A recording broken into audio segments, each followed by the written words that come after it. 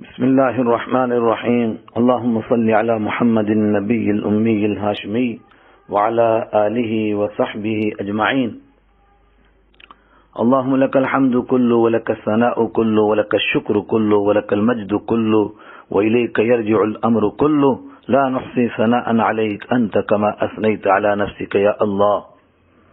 سامعین گرامی قدر، آپ حضرت رسول اکرم صلی اللہ علیہ وسلم کی سیرت طیبہ کی 35ویں مجلس میں ہیں، اور آج حدیبیہ کے میدان سے صلح کرنے کے بعد واپسی پر کیا حالات پیش آئے، اللہ تعالیٰ کی طرف سے کیا کیا اطمینان اور تسلی دی گئی، اور اس کے بعد اس کے کیا کیا فوائد اور کیا بہترین نتائج سامنے آئے، یہ بیان سنیں گے۔ خیر، اس صلح کے بعد جس کا آپ نے اوپر تذکرہ سنا، نبی کریم صلی اللہ علیہ وسلم نے حکم دیا کہ اپنے ساتھ لائے ہوئے قربانی کے جانور یہیں حدیبیہ میں قربان کر دیے جائیں اور سر منڈوا کر احرام کھول کر واپسی کی تیاری کی جائے۔ صحابہ کرام بغیر عمرہ کے اس طرح واپسی پر بہت ہی دکھی، بہت ہی غمزدہ تھے۔ اس وجہ سے کسی کو قربانی کرنے اور سر منڈانے کی ہمت ہی نہیں ہو رہی تھی۔ رحمت عالم صلی اللہ علیہ وسلم نے اپنی زوجہ محترمہ ام المؤمنین حضرت ام سلمہ رضی اللہ تعالی عنہا سے یہ بات بیان فرمائی کہ لوگوں کو کیا ہو گیا ہے۔ انہوں نے عرض کیا، یا رسول اللہ صلی اللہ علیہ وسلم، مسلمانوں کو صلح بہت گراں گزری ہے، دل ٹوٹے ہوئے ہیں، آپ کسی سے کچھ نہ فرمائیں، بس خود اپنی قربانی کر کے سر مبارک منڈوائیں، حلق فرمائیں، پھر سب آپ کی اتباع کریں گے۔ آخر یہی ہوا۔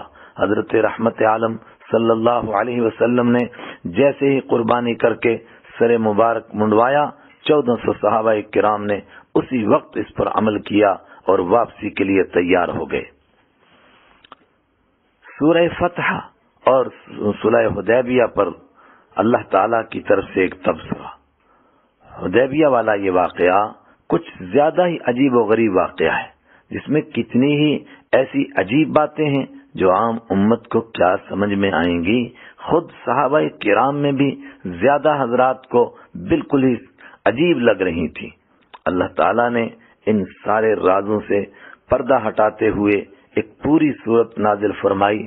یہ سورہ فتح ہے، جو واپسی میں قراء الغمیم پہنچ کر نازل ہوئی تھی۔ صحابہ کرام اس کو اپنی ہار سمجھ رہے تھے۔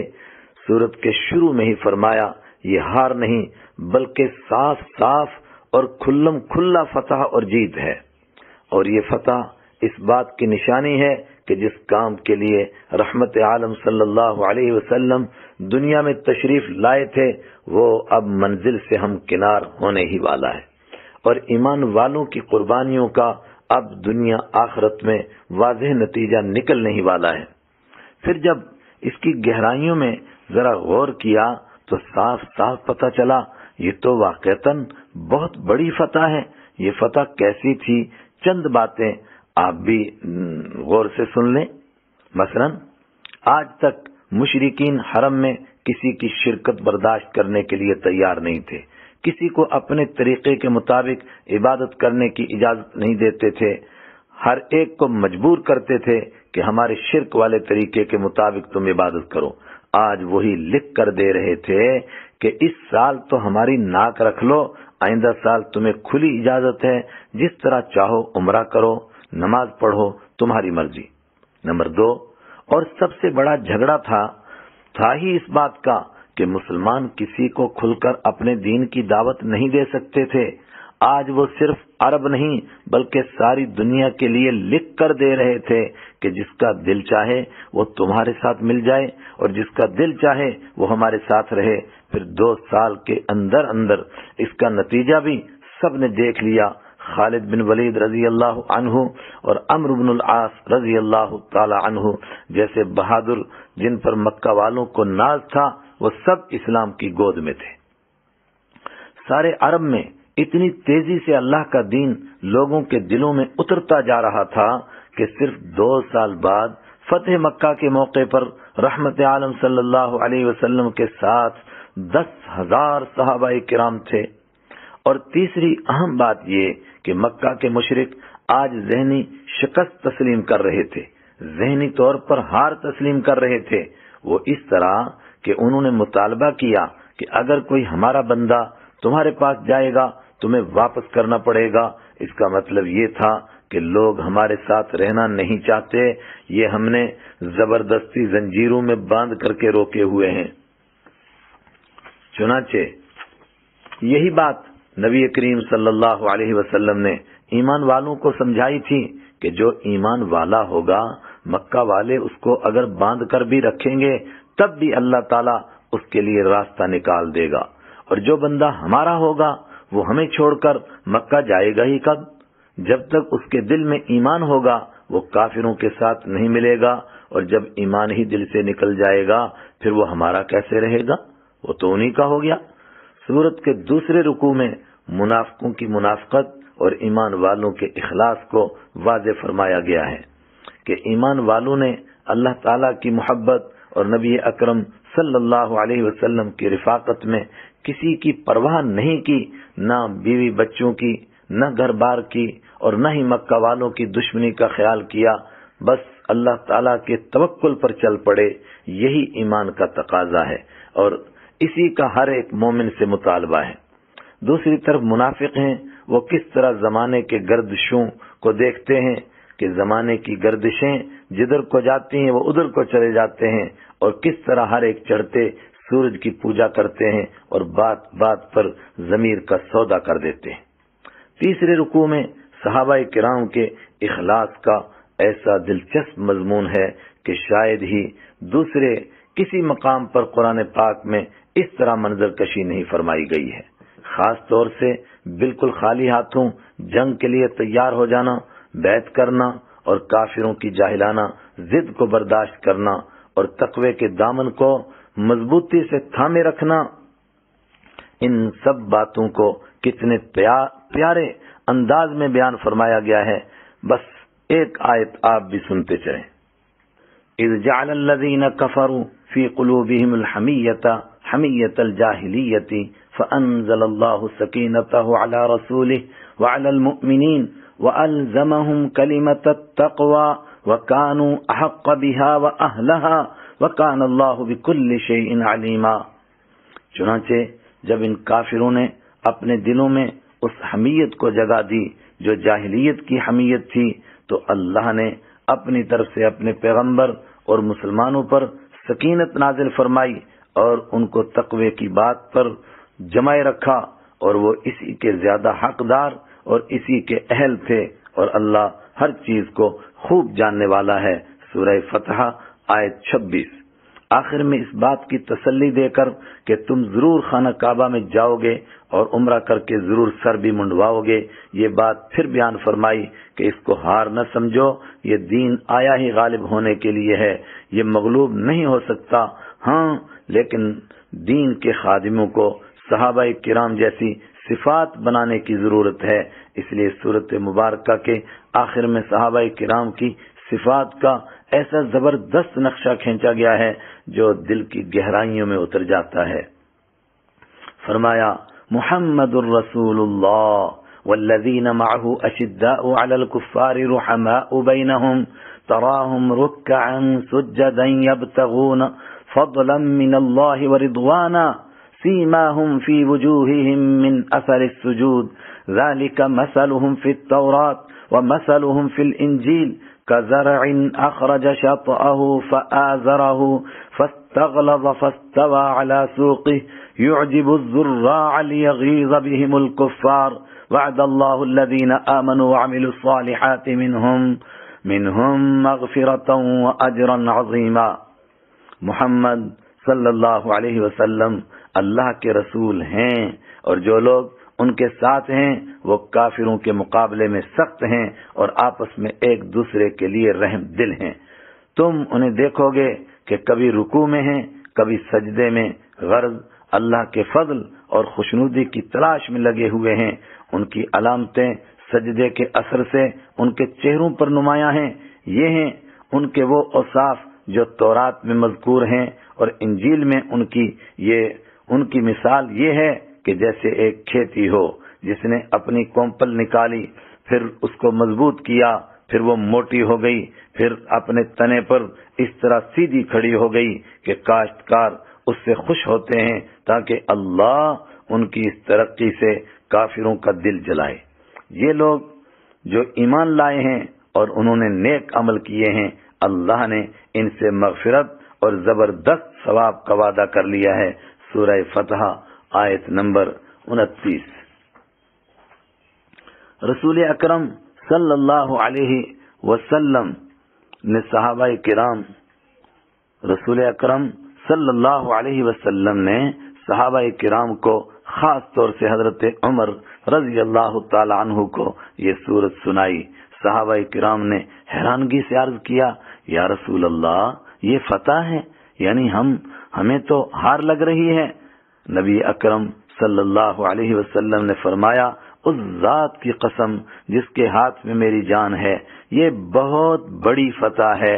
مسند امام احمد، ابو داود، بخاری شریف، روایت حدیث نمبر 3182۔ مظلوم عورتوں کا مسئلہ کیسے حل ہوا؟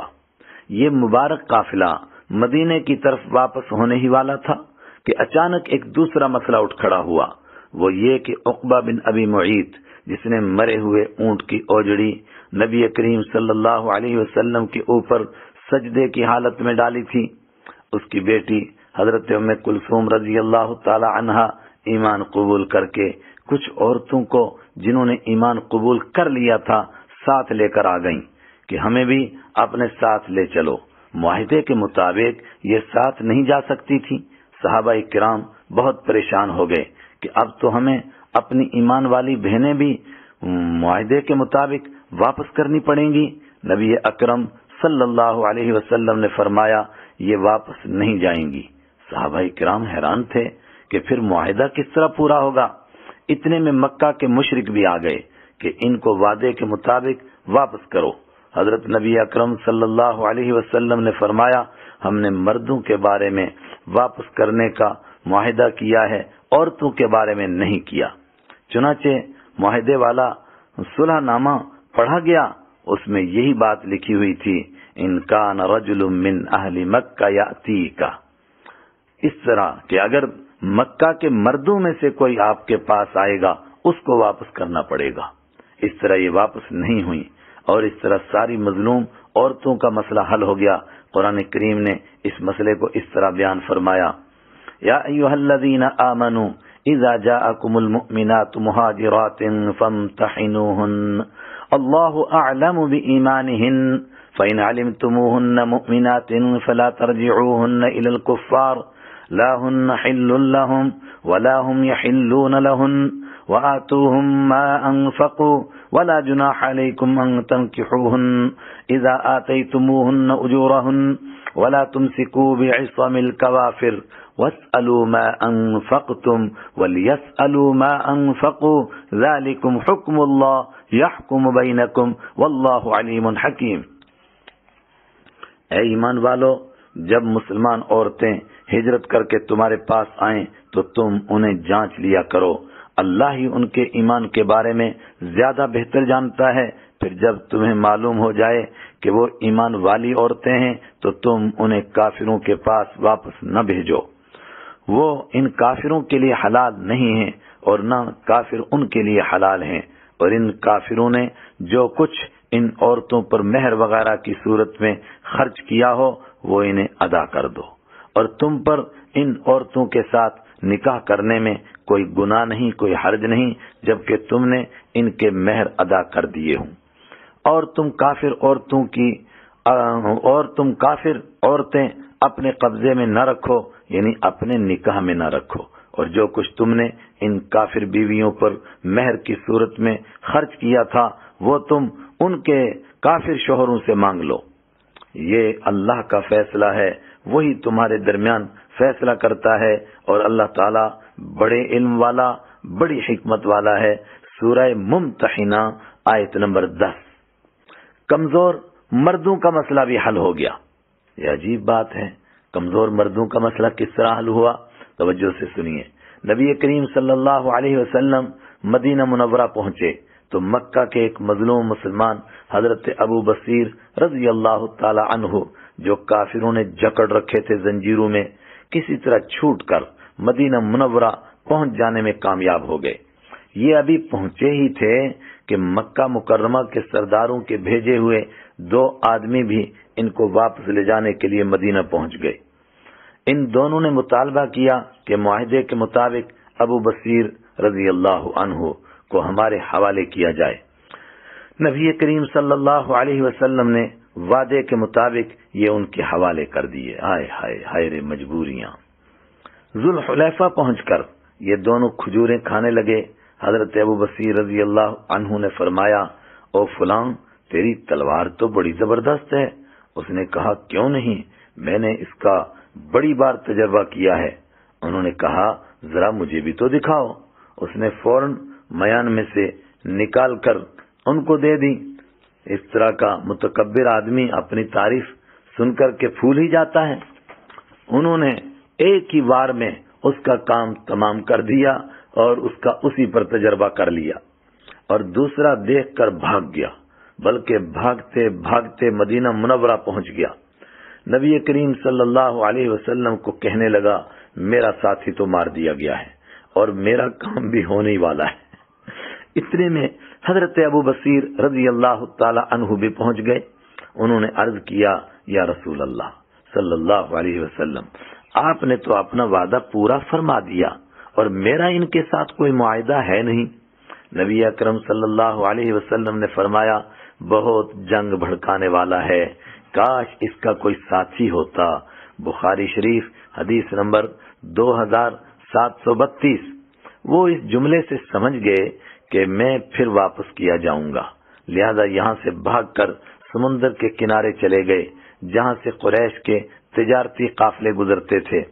کچھ دنوں میں حضرت ابو جندل رضی اللہ عنہ بھی بھاگ کر یہیں آ گئے۔ پھر تو بس جس مظلوم کو پتہ چلتا تھا ادھر ہی آ جاتا تھا۔ اس طرح یہ ایک بڑی جماعت بن گئی، تو انہوں نے قریش کے سوداگری قافلوں کو یہاں روکنا شروع کر دیا تاکہ یہ مجبور ہو کر ہمیں مدینہ منورہ جانے دیں۔ کچھ دنوں میں ہی مکہ کے لوگ تنگ پڑ گئے۔ انہوں نے اپنا ایک آدمی مدینہ منورہ بھیج کر رشتہ داری اور خدا کا واسطہ دے کر درخواست کی کہ آپ ان لوگوں کو اپنے پاس مدینہ منورہ ہی بلا لیں تاکہ یہ کسی معاہدے کے ماتحت ہو جائیں، اور اس کے ساتھ ہی یہ بھی کہہ دیا کہ اگر آئندہ کوئی مدینہ منورہ آئے گا ہم اس کو بھی واپس نہیں مانگیں گے۔ اس طرح یہ مظلوم بھی مدینہ منورہ پہنچ گئے اور آئندہ بھی مظلوموں کے لیے راستہ کھل گیا۔ بعض لوگوں نے لکھا ہے کہ جس وقت یہ مدینہ منورہ تشریف لائے یہ 70 لوگ تھے، اللہ اکبر، اور بعض نے تو 300 تک کی تعداد لکھی ہے۔ سبحان اللہ، اللہ مظلوموں کے لیے کیسے راستے کھولتا ہے۔ مکہ مکرمہ کے جگر گوشے مدینہ میں ایک بڑی عجیب بات، کچھ ہی دنوں کے بعد اکثر روایتوں کے مطابق سن 7 ہجری کے شروع میں ہی مکہ مکرمہ کے سب سے بہادر 3 آدمی، حضرت خالد بن ولید رضی اللہ عنہ، حضرت عمرو بن عاص رضی اللہ عنہ اور حضرت عثمان بن طلحہ رضی اللہ عنہ مسلمان ہو کر مدینہ منورہ تشریف لے آئے۔ نبی کریم صلی اللہ علیہ وسلم نے ان کا زبردست استقبال فرمایا اور ارشاد فرمایا، مکہ نے اپنے جگر گوشوں کو ہمارے حوالے کر دیا ہے۔ یہ صلح کا پہلا نتیجہ تھا۔ پھر اللہ کے کرم سے انہوں نے دین کی ایسی خدمات انجام دیں جن کو تاریخ میں کبھی بھلایا نہیں جا سکتا ہے۔ خاص طور سے حضرت خالد بن ولید رضی اللہ تعالیٰ عنہ کی قربانیوں کو کون بھول سکتا ہے۔ یہ ہے صلح حدیبیہ کے راز، فتح مبین کس طرح تھی، اور سنیے۔ بادشاہوں کے نام خطوط۔ صلح حدیبیہ کیا تھی؟ ساری دنیا کے لیے دین کا راستہ کھل گیا، چاروں طرف دین کی روشنی پھیلنے لگ گئی، سارے عرب میں دین کی ہوا چل پڑی۔ مظلوموں، غلاموں اور زمانے کے اتار چڑھاؤ میں دبے ہوئے لوگوں کے دل میں آزادی کی امیدیں انگڑائی لینے لگ گئیں۔ یہ سب لوگ اب آزادی سے مدینہ آ رہے تھے، ایمان قبول کر رہے تھے، بلکہ اپنے اپنے شہروں میں یہ روشنی لے کر جا رہے تھے، اور جن کے پاس کوئی لے جانے والا نہیں تھا ان تک پہنچانے کے لیے آزادی کے ساتھ مدینہ منورہ سے ہی انتظام کیے جا رہے تھے۔ صلح حدیبیہ کو فتح مبین کہا گیا تھا، کھلم کھلا فتح، کھلم کھلا جیت۔ اب اس کا مطلب سمجھ میں آ رہا تھا، چونکہ فتح کا مطلب ہے کھولنا، یعنی اب تک دعوت اسلام کا جو دروازہ بند تھا اب وہ کھل چکا ہے۔ اس طرح نبی اکرم صلی اللہ علیہ وسلم نے اس عالمی کام کا آغاز فرما دیا تھا جس کے لیے آپ صلی اللہ علیہ وسلم دنیا میں تشریف لائے تھے۔ عرب کے سارے بڑے لیڈروں اور سرداروں کی ایک فہرست تیار کروائی گئی، پھر عرب کے قریب قریب کے بادشاہوں کی ایک فہرست بنوائی گئی، پھر ایک ایک تک اللہ تعالیٰ کا پیغام اور اس کی بھیجی ہوئی روشنی پہنچانے کے لیے ماہر اور تجربہ کار صحابہ کرام تیار کیے گئے۔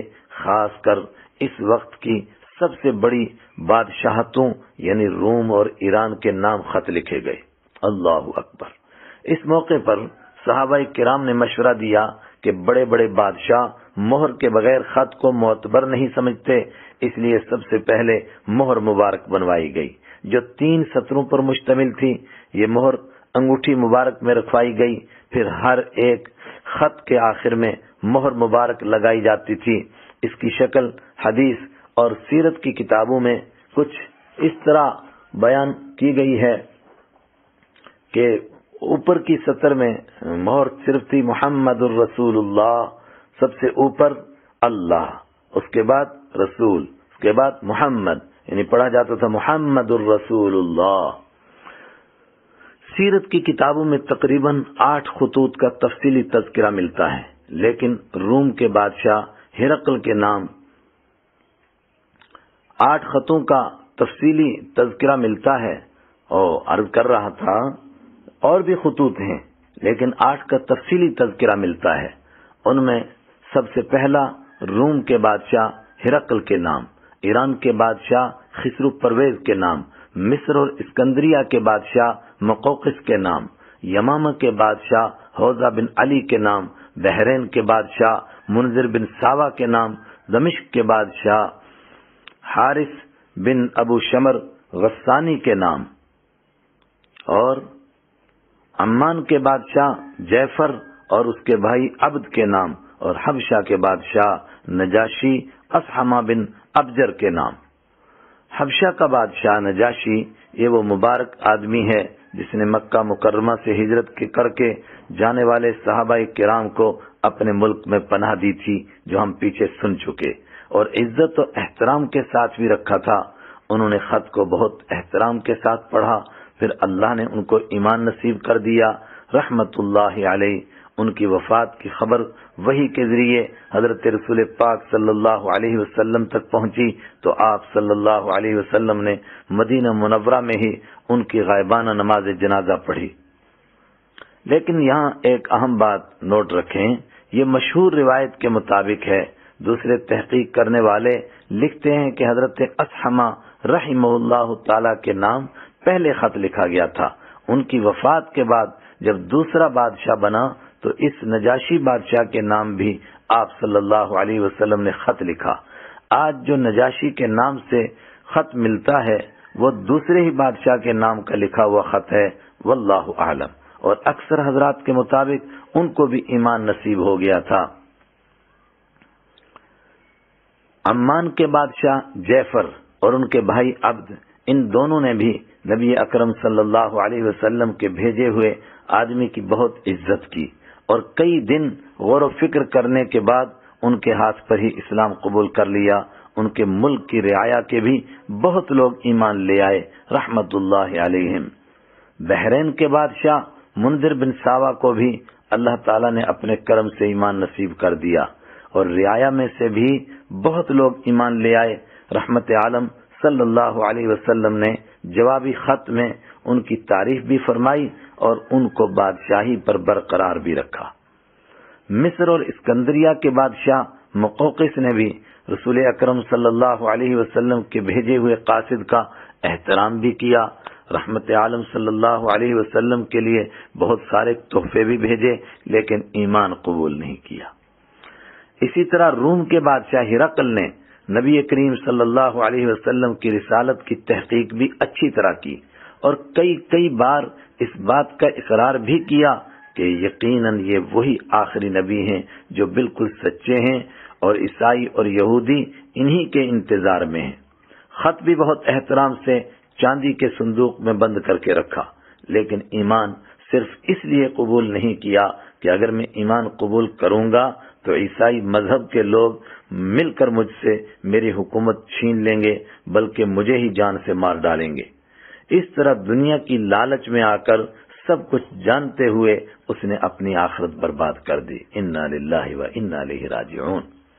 یمامہ کے بادشاہ حوضہ بن علی، یمامہ کے بادشاہ حوضہ بن علی آپ صلی اللہ علیہ وسلم کے قاصد کی عزت تو کی، لیکن بات بڑی بری کہی۔ یہ معاہدہ کرنے کی کوشش کی کہ اگر اسلام میں میری آدھی بادشاہت کو مان لیا جائے تو میں اسلام قبول کر لوں گا، ورنہ نہیں۔ یہ بڑی بیہودہ بات تھی۔ ایرانی بادشاہ خسرو پرویز کسرا بڑا بے وقوف اور جاہل انسان تھا۔ اس نے خط مبارک پڑھ کر گرجنا شروع کر دیا کہ کون ہے مجھے خط لکھنے والا، اپنا نام پہلے اور میرا نام بعد میں لکھا ہے۔ یہ کہہ کر اس بدبخت نے خط مبارک پھاڑ دیا۔ حضرت نبی اکرم صلی اللہ علیہ وسلم نے فرمایا اللہ تعالیٰ اس کی بادشاہی کے ٹکڑے ٹکڑے کر دے گا۔ پھر اسی طرح ہوا۔ کچھ دنوں بعد ہی اس کے بیٹے شیر وہ نے اس کو قتل کر کے حکومت پر قبضہ کر لیا، اور نبی اکرم صلی اللہ علیہ وسلم کو اللہ تعالیٰ نے وحی کے ذریعے اس کی اسی وقت خبر دی۔ مدینہ منورہ میں آپ صلی اللہ علیہ وسلم نے اس کی اطلاع دوسرے حضرات کو فرمائی۔ ان خطوط پر غور کرنے سے پتہ چلتا ہے کہ جو خط عیسائی بادشاہوں کی طرف لکھے جاتے تھے ان میں خاص طور سے اس آیت کو اہتمام سے لکھا جاتا تھا، قُلْ يَا أَهْلَ الْكِتَابِ تَعَالَوْا إِلَىٰ كَلِمَةٍ سَوَاءٍ بَيْنَنَا وَبَيْنَكُمْ أَلَّا نَعْبُدَ إِلَّا اللَّهَ وَلَا نُشْرِكَ بِهِ شَيْئًا وَلَا يَتَّخِذَ بَعْضُنَا بَعْضًا أَرْبَابًا مِّن دُونِ اللَّهِ فَإِن تَوَلَّوْا فَقُولُوا اشْهَدُوا بِأَنَّا مُسْلِمُونَ۔ یہود و نصارہ سے کہہ دو کہ اے اہل کتاب، ایک ایسی بات کی طرف آ جاؤ جو تمہارے اور ہمارے درمیان مشترک ہے، اور وہ یہ ہے کہ ہم اللہ کے سوا کسی کی عبادت نہ کریں اور اس کے ساتھ کسی کو شریک نہ ٹھہرائیں، اور اللہ کو چھوڑ کر ایک دوسرے کو ہم رب نہ بنائیں۔ پھر بھی اگر وہ منہ موڑیں تو کہہ دو گواہ رہنا کہ ہم مسلمان ہیں۔ سورہ آل عمران آیت 64۔ ہم اپنی اس چھوٹی سی مجلس میں تفصیل کے ساتھ ان خطوط کا تذکرہ نہیں کر سکتے، ورنہ بات لمبی ہو جائے گی، لیکن یہ خطوط کیسے جاتے تھے اور ان کا کیا نتیجہ نکلتا تھا، اس کے لیے ہم صرف ایرانی بادشاہ کسرا خسرو پرویز کے خط کا تھوڑا تفصیل سے ذکر کر دیتے ہیں تاکہ باقی خطوط کا اسی سے اندازہ ہو جائے۔ اس کے لیے صحابہ کرام میں سے بڑے بہادر صحابی حضرت عبداللہ بن حذافہ سہمی رضی اللہ تعالی عنہ کا انتخاب کیا گیا۔ نبی اکرم صلی اللہ علیہ وسلم نے فرمایا آپ نے یہ خط اپنے ہاتھ سے اس کے ہاتھ میں دینا ہے۔ وہ سب سے پہلے عراق کے گورنر سے ملے کہ میرے پاس ایک اہم خط ہے جو سیدھا تمہارے بادشاہ کسرا کو دینا ہے۔ اس نے کہا آپ مجھے دے دو، میں خود پہنچا دوں گا۔ انہوں نے فرمایا نہیں، میں نے خود اپنے ہاتھ سے دینا ہے۔ اس نے حکومت تک بات پہنچائی، جواب آیا کہ آنے دو۔ پھر وہ گھوڑا دوڑاتے دوڑاتے اس کے محل تک پہنچ گئے۔ محل کے افیسر نے کہا اب مجھے دے دو، میں خود پہنچا دوں گا۔ انہوں نے فرمایا بالکل نہیں، مجھے اپنے ہاتھ سے دینا ہے۔ بادشاہ کو جب اس ضد کا پتہ چلا، اس نے کہا یہ حقیقت میں کوئی بڑا اہم خط ہے، اس لیے اس نے پوری پارلیمنٹ بلائی، پوری کابینہ بلائی جس میں سب وزراء بلائے۔ پھر حضرت عبداللہ رضی اللہ تعالی عنہ اندر بلائے گئے۔ جب وہ اندر پہنچے انہوں نے دیکھا وہ ایک اونچے تخت پر رکھی ہوئی کرسی پر بیٹھا ہوا تھا۔ اس کا سیکریٹری دوڑ کر آیا کہ مجھے دے دو، میں بادشاہ کو پکڑا دوں گا۔ حضرت عبداللہ رضی اللہ تعالی عنہ نے پھر وہی بات دہرائی کہ مجھے اپنے ہاتھ سے دینا ہے۔ بادشاہ نے کہا اچھا آنے دو۔ پھر انہوں نے وہ خط اپنے ہاتھ سے اس کے ہاتھ میں دیا اور آہستہ سے پیچھے ہٹتے ہٹتے دروازے تک پہنچ گئے۔ دیکھنے لگے کہ اب کیا ہوگا۔ اس نے عربی جاننے والے ایک شخص کو بلا کر خط پڑھوانا شروع کیا، جس میں یہ مضمون تھا: شروع اللہ کے نام سے جو بڑا مہربان نہایت رحم کرنے والا ہے۔ اللہ کے رسول محمد صلی اللہ علیہ وسلم کی طرف سے ایران کے بڑے آدمی کسرا کی طرف سلام ہو اس پر جو سیدھے راستے پر چلے اور خدا اور رسول پر ایمان لائے اور یہ گواہی دے کہ اللہ کے سوا کوئی عبادت کے لائق نہیں اور محمد صلی اللہ علیہ وسلم اس کے بندے اور رسول ہیں۔ میں تجھے خدا کے پیغام کی دعوت دیتا ہوں کہ میں اللہ تعالیٰ کا بھیجا ہوا رسول ہوں۔ مجھے سارے ہی لوگوں کی طرف رسول بنا کر بھیجا گیا ہے تاکہ جو زندہ ہے اس کو اللہ کے عذاب سے ڈرایا جائے اور جو نہ مانے اس پر اللہ تعالیٰ کی حجت مکمل ہو جائے۔ تم ایمان قبول کر لو، سلامت رہو گے، نہیں تم مجوسیوں کے کفر کا گناہ بھی تمہارے ذمہ ہوگا۔ بادشاہ بڑا متکبر اور بے وقوف انسان تھا۔ پڑھنے والے نے جیسے ہی رحمت عالم صلی اللہ علیہ وسلم کا مبارک نام پڑھا، یہ بڑبڑانے لگ گیا کہ نعوذ باللہ، یہ کون بے ادب ہے۔ اس کے الفاظ کہتا ہے نا، یہ کون بے ادب ہے جو میرے سے پہلے اپنا نام لکھتا ہے، پھر اور گرج کر کہنے لگا میری رعایا کا سب سے کمتر آدمی مجھے خط لکھتا ہے اور دعوت دیتا ہے۔ نعوذ باللہ۔ حضرت عبداللہ بن حذافہ سہمی رضی اللہ تعالی عنہ نے جیسے ہی اس کے منہ سے جھاگ نکلتی دیکھی، وہ آہستہ سے باہر نکل گئے اور گھوڑا ایسا دوڑایا کہ مدینہ پہنچ کر ہی سانس لیا۔ ادھر اس نے لوگوں کو پوچھا کہاں ہے وہ پردیسی، تو جب پتہ چلا کہ وہ تو چلے گئے ہیں تو اس نے اپنے یمن کے گورنر بازان کو لکھا کہ اپنے 2 طاقتور افیسر بھیج دو جو اس مدعی نبوت کو نعوذ باللہ گرفتار کر کے میرے پاس لائیں۔ بازان نے 2 پہلوان آدمی اس کام کے لیے بھیج دیے۔ کتنے بیوقوف لوگ تھے، کیسے لوگوں پر مسلط تھے، اس سے اندازہ لگایا جا سکتا ہے۔ یعنی مدینہ منورہ بھیج رہے ہیں ایک حکومت کے پاس صرف 2 آدمی کہ ان کو گرفتار کر کے لے آؤ۔ انہوں نے نبی اکرم صلی اللہ علیہ وسلم کو اپنے بادشاہ کا یہ بے وقوفانہ اور احمقانہ پیغام پہنچایا۔ رحمت عالم صلی اللہ علیہ وسلم نے فرمایا تم کل میرے پاس آنا۔ یہ دوسرے دن حاضر ہوئے۔ آپ صلی اللہ علیہ وسلم نے فرمایا جو تمہارے بادشاہ کو اس کے بیٹے شیروے نے قتل کر کے بادشاہی پر قبضہ کر لیا ہے، یعنی بادشاہی نہیں رہا۔ وہ پریشان ہو گئے کہ ہم یہ کیا سن رہے ہیں۔ واپس یمن پہنچے، گورنر کو ساری بات بتائی۔ اس نے کہا پھر تو یہ پکے نبی ہیں۔ ابھی یہ باتیں چل ہی رہی تھیں، یہی باتیں کہ جو اس نے وہ خبر جو لے کر وہ واپس آئے تھے، یہ باتیں چل ہی رہی تھیں۔ اتنے میں ایران سے یہ خبر آ گئی کہ سچ میں ہی خسرو پرویز کا قتل ہو چکا ہے اور اس کا بیٹا شیروے حکومت پر قابض ہو چکا ہے۔ اس پر ان سب کو ایمان نصیب ہو گیا اور یمن اب ایران کے بجائے مدینہ منورہ کی جانب ہو گیا۔ حضرت عبداللہ بن حذافہ سہمی رضی اللہ عنہ کی ایمانداری، بہادری اور وفاداری پر بھی غور فرمائیں اور خط مبارک کا نتیجہ بھی دیکھیں اور اسی سے دوسرے خطوط کا بھی اندازہ لگا لیں۔ اور اگر آپ کے پاس موقع ہو تو بڑی کتابیں پڑھ کر کے ان خطوط سے ملنے والے اسباق حاصل کریں اور ان پر غور کریں کہ صحابہ کرام نے دین کے لیے کیسی کیسی قربانیاں دیں۔ اللہ تعالی ہمیں بھی اس کا کوئی حصہ نصیب فرمائے اور آخرت میں ہمیں بھی ان کی سنگت نصیب فرمائے۔ اسی پر اس مجلس کا اختتام کرتے ہیں۔ وآخر دعوانا ان الحمد للہ رب العالمین۔